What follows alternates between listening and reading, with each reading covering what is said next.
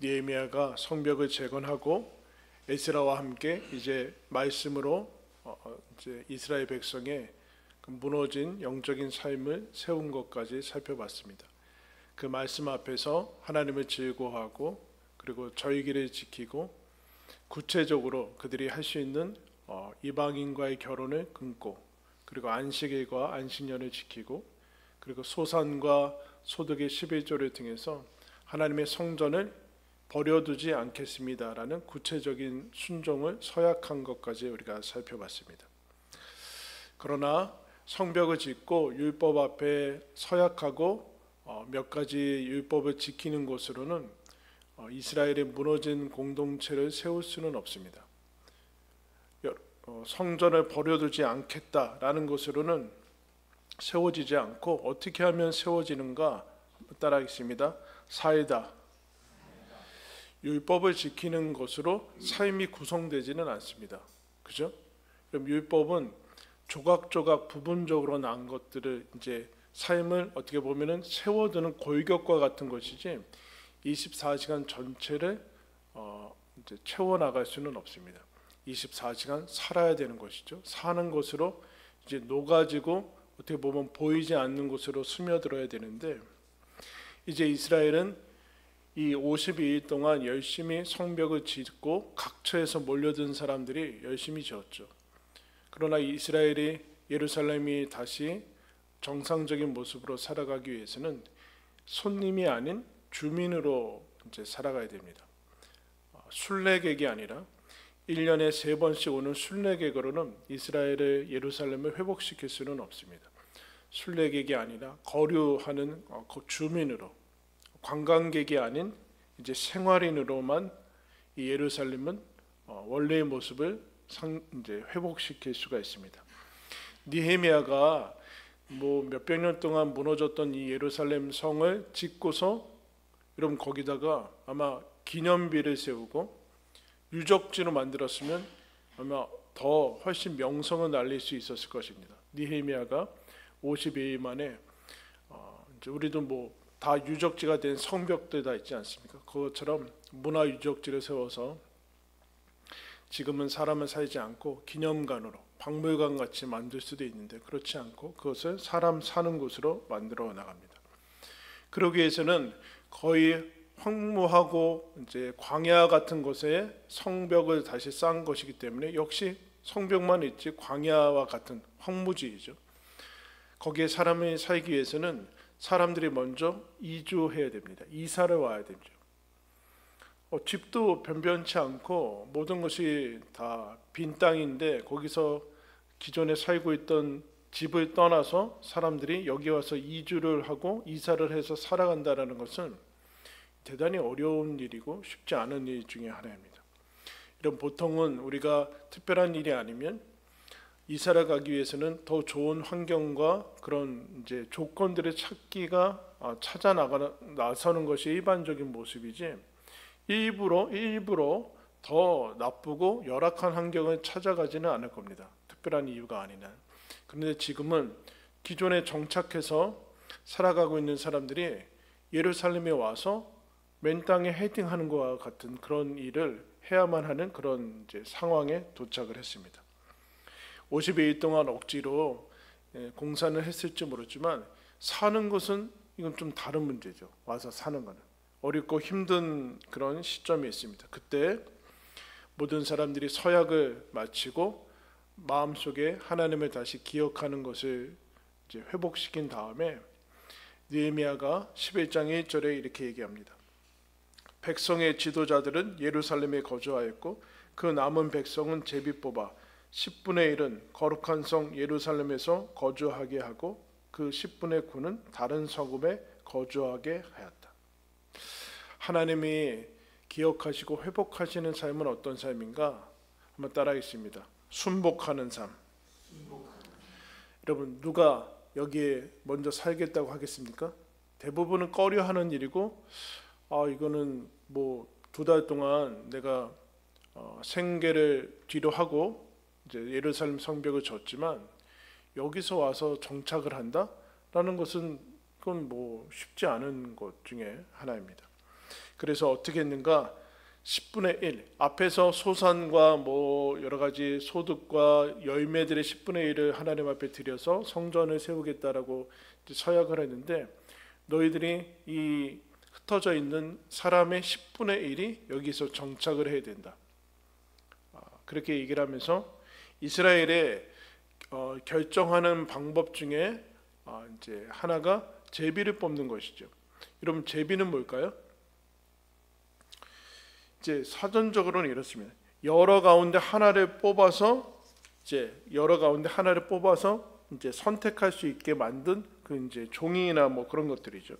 이스라엘에게 있어서 의사결정의 이제 방법인데, 성경에서 중요한 지점에서 제비 뽑는 것이 사용이 됐어요. 대표적으로 12지파가 가나안 땅에 들어가서 땅을 분배하는데 하나님이 모세한테 이렇게 명령하십니다.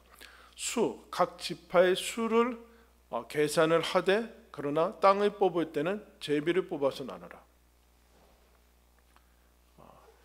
여호수아가 이제 들어가서 모세에게 명령한 하나님의 명령을 그대로 따라서 여호와께서 모세에게 명령하신 대로 그들의 기업을 제비 뽑아 9지파와 반 지파에게 주었다. 이미 2지파 반은 요단 이제 건너지 않고 이미 땅을 차지했기 때문에 나머지는 제비를 뽑았다. 모세에게 명령한 것이 나옵니다. 중요한 것인데 여러분, 뭘 합니까? 제비를 뽑습니다. 그리고 사도들이 제자 11명, 12명이 있다가 가룟 유다가 이제 빠지고 한 명이 부족하죠. 오순절 이르기 전에, 그 성령이 강림하기 전에 하나님께서 그들의 마음 가운데 이 한 명을 채우라는 그런 마음을 주십니다. 그래서 2명을 추천합니다. 그 사람이 사도행전 1장에 바사바라고 하는 요셉과 마띠아라는 2명을 이제 예수님이 처음부터 우리와 함께 다녔던 그 사람 중에 2명을 이제 추천해서 어떻게 하는가? 여러분 같으면, 오늘날 우리 같으면 어떻게 할까요? 뭐 다음 주에 선거가 있는데 선거를 하겠죠. 근데 이스라엘은 그렇게 하지 않고 2명의 이름을 넣어서 제비를 뽑아서 선택을 합니다. 마띠아라는 사람이 선택이 돼서 사도의 수를 채웁니다. 중요한 것이죠. 대단히 중요한 것인데 제비를 뽑아서 합니다. 그 이제 의미는 무엇인가? 잠언 16장 33절에 제비는 사람이 뽑으나 모든 일을 작정하기는 여호와께 있느니라. 여기에 있죠. 여기에. 그래서 바로 앞에서 제단에 이제 제물들을 태울 그 장작을 갖다 이제 바치는 그것도 제비 뽑아서 순서를 정했습니다. 우리나라 같으면 요새 사다리 맨날 뭐 사 먹을 때나 해가지고 약간 급이 떨어지지만, 어쨌든 그와 같은 제사장들이 가지고 있었던 우림과 둠밈도 역시 마찬가지, 그거나 마찬가지입니다.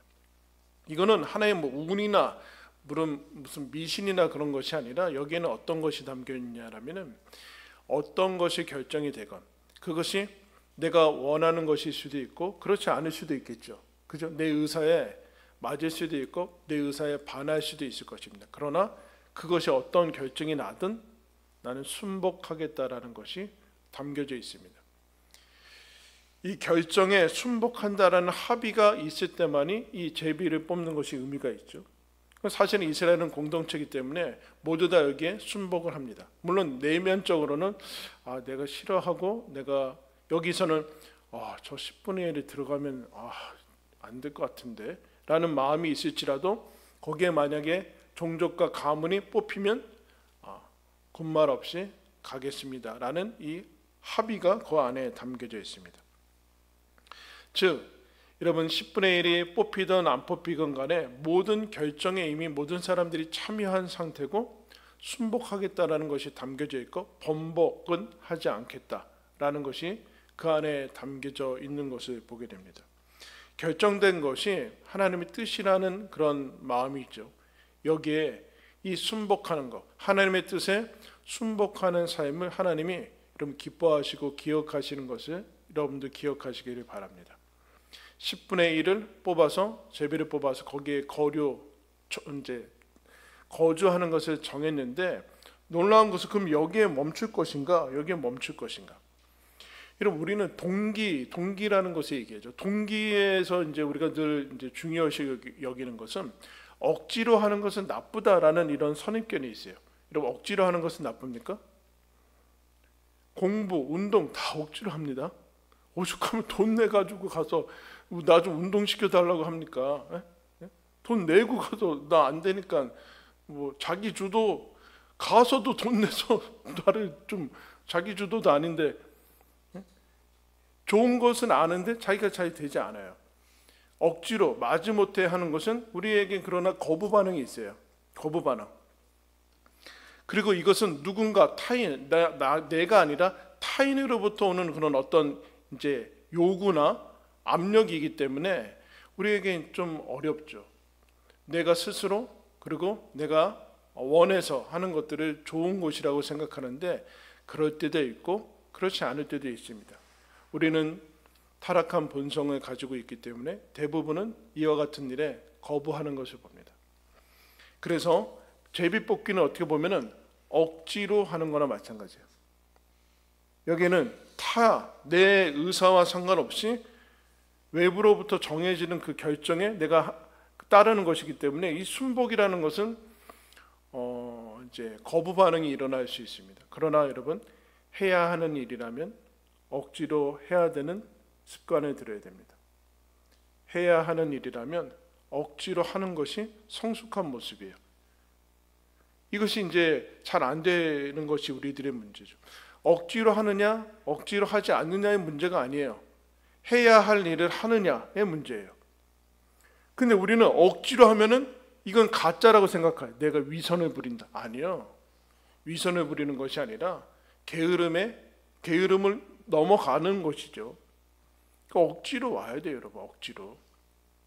좋은 것도, 여러분, 죄 짓는 것을 억지로 하는 사람이 있습니까? 없어요.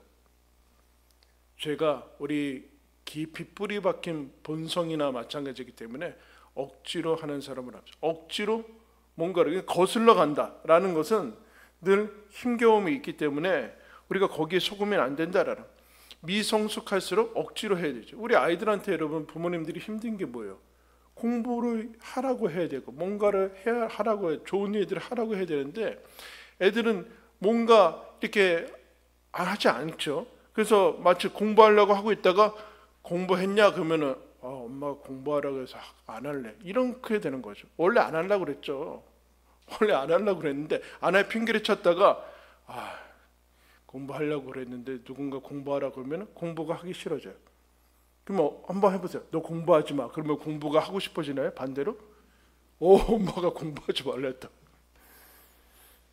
다 핑계일 뿐이죠.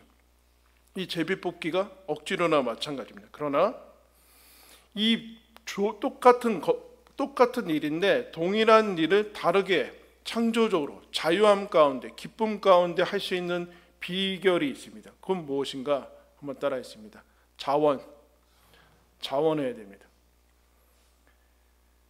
순복하는 삶이 귀한데 순복하는 삶이 사실은 성장하는 비결 중에 하나예요. 그것을 넘어서는 것, 하나님께서 원하시는 더 깊은 데로 높은 데로 가는 그 비결은 자원하는 삶입니다. 그래서 여러분 2절 말씀 우리 다 같이 한번 읽겠습니다. 시작. 예루살렘에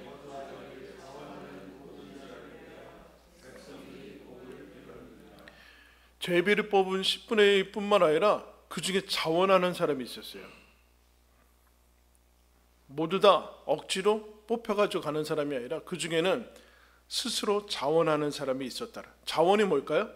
뽑혀서 외부적으로 어떤 정해져서가 아니라 자기가 마음이 먼저 가는 거죠. 마음이 앞서는 거예요. 마음이 함께 가는 것이고, 마음 없이 그냥 끌려가는 것이 아니라 마음도 같이 가겠다. 그리고 더 나아가서 더 먼저 가겠다라는 것을 얘기하는 거죠. 이왕 하는 것을 기쁨으로 하겠다. 그 얘기를 이제 하는 겁니다. 남이 시켜서가 아니라 똑같은 일을 해도 이건 내가 선택하고 내가 원하는 길이다라는 것이 자원하는 것이죠. 똑같이 하는 거. 그러니까 뭔가를 할 때 마음을 한번 먹어보는 거죠. 이건 내가 하는 것이다. 내가 선택하는 것이고 저 사람이 시켜서나 뭐 제비를 잘못 뽑아서 그런 것이 아니라 내가 원해서 내가 선택해서 그 길을 가겠다. 물론 그 길이 쉬운 길은 아닌데 그렇게 하는 것이 자원하는 것입니다.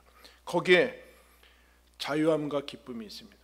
똑같은 일이라도 순복하는 것도 귀한데, 그리고 더 나아가서 자원하는 것이 여러분 우리들한테 늘 중요한 모습입니다. 여러분 메시지 교회가 시작한 이후로 제가 늘 힘들게 이제 그래도 되는 건지 안 되는 건지 모르지만 계속 자원을 하고 있어요. 뭐 하실 분들 자원해서 쓰십시오. 뭐 하는 거 자원해서 이름 쓰십시오.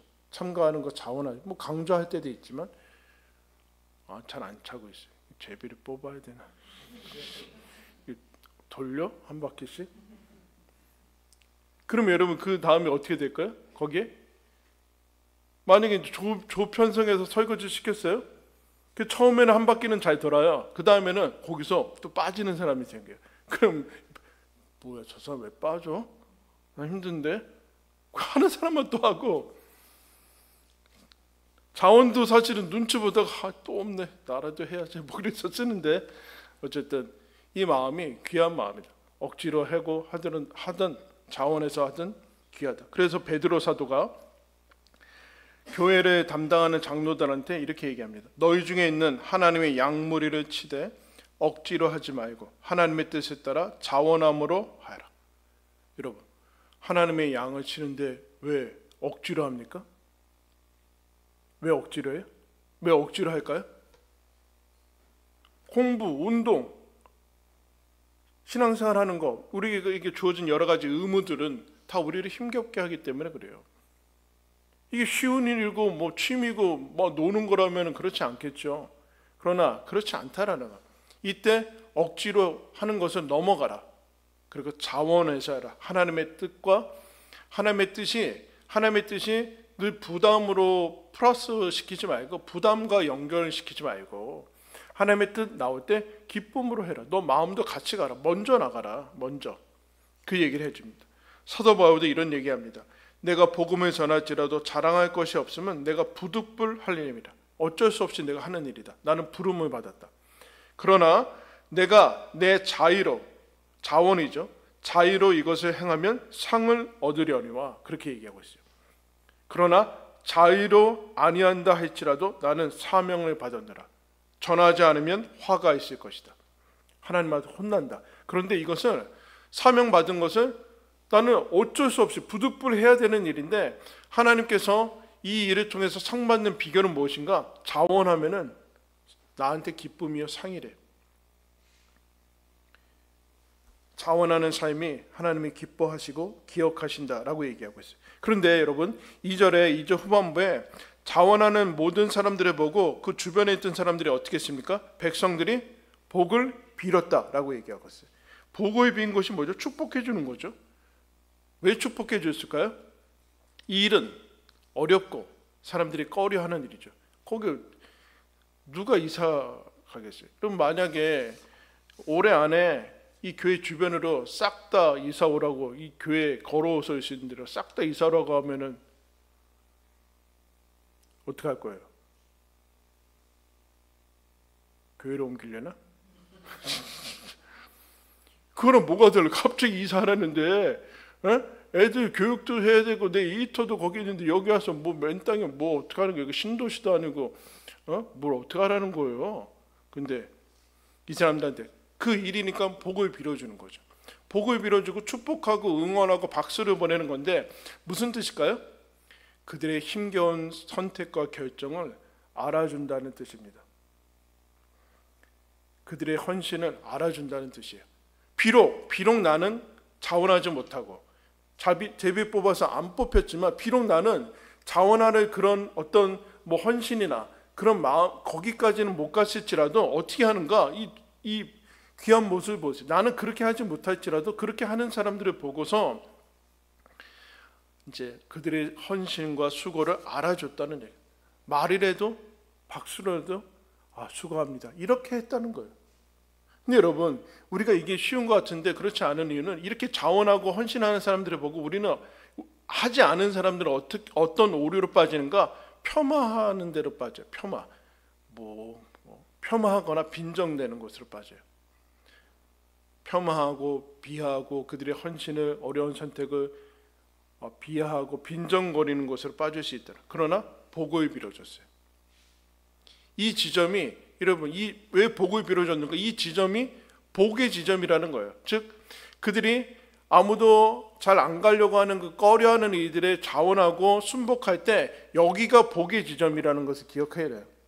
복의 지점, 하나님이 복 주시는 지점이에요. 그런데 복이라는 것을 알매도 불구하고 나는 아직 못 가겠다. 그때는 복을 빌어주라, 그런 얘기예요. 여기가 여러분 여기가 하나님의 마음이 뜨거워지는 지점입니다. 아무도 가려고 하지 않을 때, 누구나 다 넓은 길로 가려고 할 때 좁은 길로 가서 하나님께서 하라고 하는 일을 순복하는 것과 동시에 더 자원해서 갈 때 하나님이 마음이 뜨거워지는 그런 삶으로 이끄신다라고 얘기합니다. 자원해서 그럼 헌신하는 사람들이 누구인가? 우리가 3절 우리가 다 읽지 않았는데 느헤미야가 특별히 이제 여러 인명들이 많이 나오네. 3절부터 마지막 36절까지 이름이 쭉 나오고 있어요. 이름이 쭉 나와. 유다 지파, 베냐민 지파, 예루살렘 주변에는 예루살렘과 예루살렘 주변에는 유다와 베냐민 지파가 있었거든요. 그 다른 지파들은 주변에 흩어져 있었겠죠. 그러니까 여기는 특별히 유다와 베냐민 지파만 다루고 있는데 유다와 베냐민 지파도 예루살렘 성은 무너졌으니까 거기서 안 살았다는 거예요. 그러니까 유다 지파 그리고 베냐민 지파 그리고 제사장들 그리고 유다 지파 베냐민 지파에 속했던 레위인들 성전을 섬기는 사람들 그 사람들의 이름을 열거를 해주고 있습니다. 열거. 이름은 그래서 이름은 언어죠. 언어. 그죠? 언어죠. 여러분들 아기 낳았을 때 애기 이제 자녀 출생했을 때 어떻게 이름 줬어요? 1번, 2번, 3번 그렇게 줬어요? 그렇지 않죠? 어떻게 줬습니까? 이름을 줬어요. 이름을. 그러니까 이름은 어떤 그냥 단어가 아니라 한 고유한 인격에 붙여진 이제 언어인데 그 이름은 응답의 언어다. 그렇게 얘기해요. 응답의 언어. 이름이 불릴 때 대답하죠, 여러분. 대답하면서 그 이름에 계속해서 응답해 나가는 관계적이고 이 고유하고 독특한 그런 인격체죠. 이 이름을 대체할 수 있는 것은 없어요. 그러니까 이름이란 이제 숫자나 기능으로 축소하거나 환원될 수 없어요.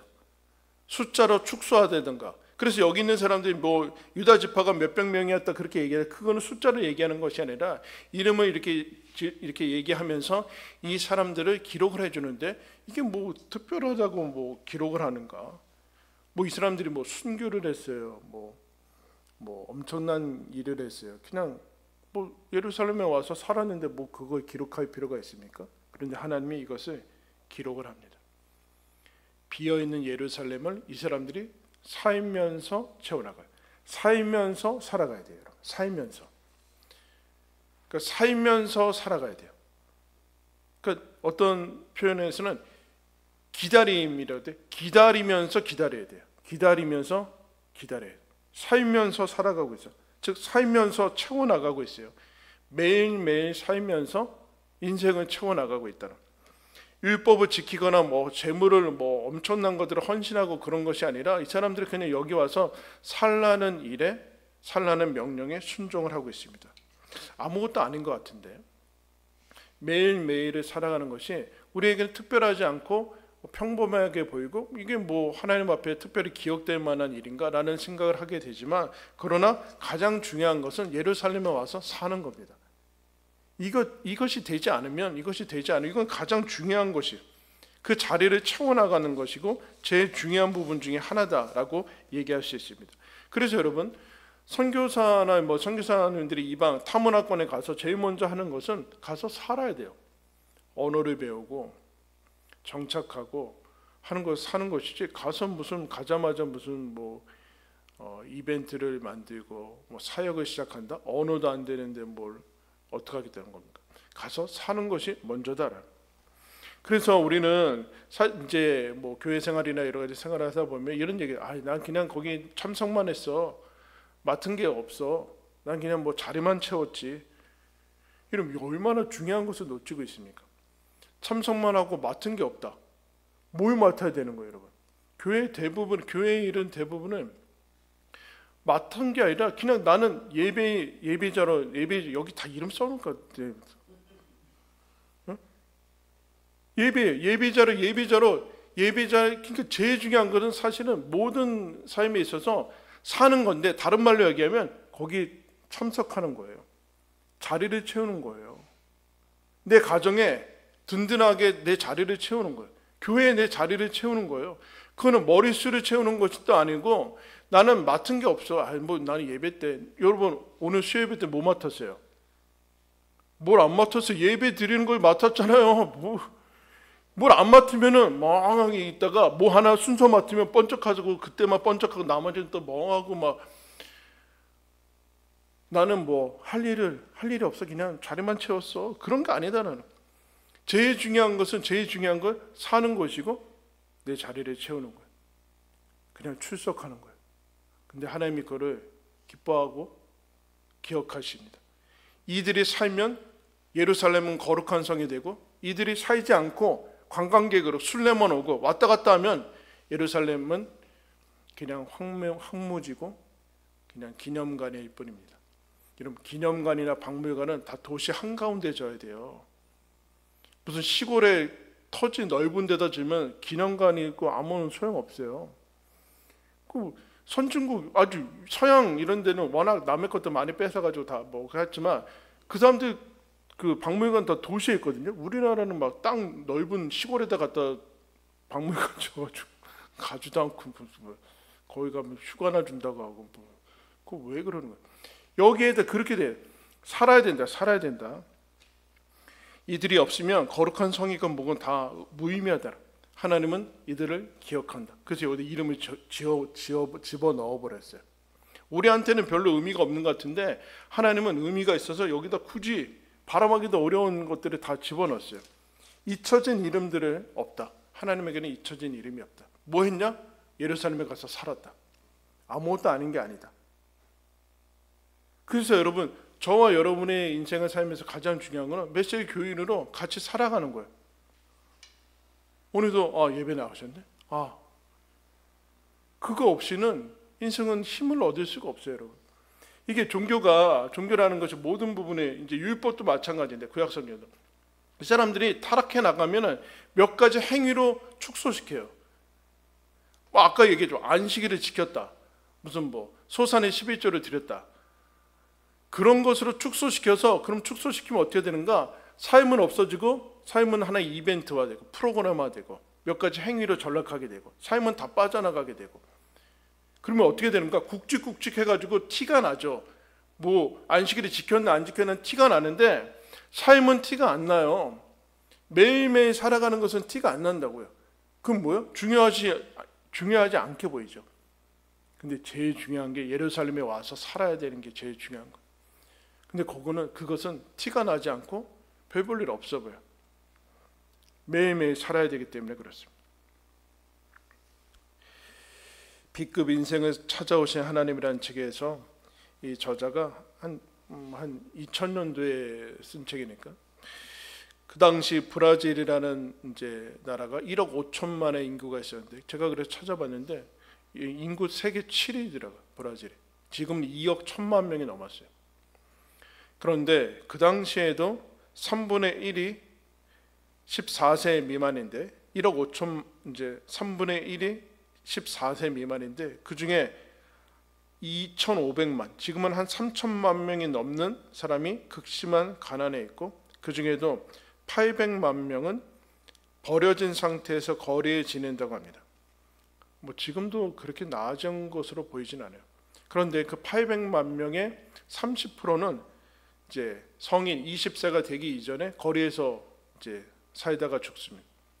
근데 그 사역을 보기 위해서 이 사람이 갔는데, 거기에서 클라우디오라는 사람과 이제 버질리오라는 두 청년을 만나는데, 이 사람들이 만나서 그 버려진 아이들이 있는 곳으로 이제 사역을 이제 하기 위해서 이제 갑니다.